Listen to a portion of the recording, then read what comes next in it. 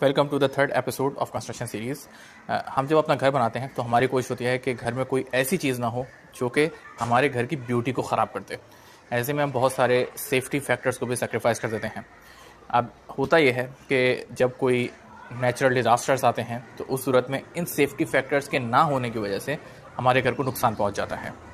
तो अभी मैं आपको दिखाता हूँ कि मेरे घर के अंदर भी एक ऐसी चीज़ बनी हुई है कि जो कि बज़ाहिर देखने में घर के फ्रंट खूबसूरती को शायद ख़राब कर रही है या उसमें खलल डाल रही है, लेकिन वो बहुत ज़रूरी है। अब गाइस ये मेरे घर के सामने का व्यू है। अब आप देख रहे हैं कि ये देखें, ये पूरी जो है वो एलए चल रही है सामने, तो ये इससे सामने के घर का फ्रंट व्यू आता है।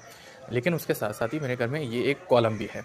ये कॉलम यहाँ से स्टार्ट हो रहा है, यहाँ तक जा रहा है। इस कॉलम की टोटल हाइट तकरीबन जो है वो 10 फीट के करीब करीब होगी। उसके बाद ये एलए कंटिन्यू हो रही है। अब अगर आपने बेंडिंग मूवमेंट की एक डायग्राम बनाई हो तो अगर मैं इसकी बेंडिंग मूवमेंट बनाऊँ तो वो किस तरह बनती है? वो बनती है यूँ करके यूँ आती है, उसके बाद वो यूँ जाती है और यूँ जाने के बाद फिर यूँ जा रही है। क्यों? क्योंकि ये जो पूरी स्लैब है जो ऊपर से जा रही है, ये पूरी है कैंटिलीवर स्लैब।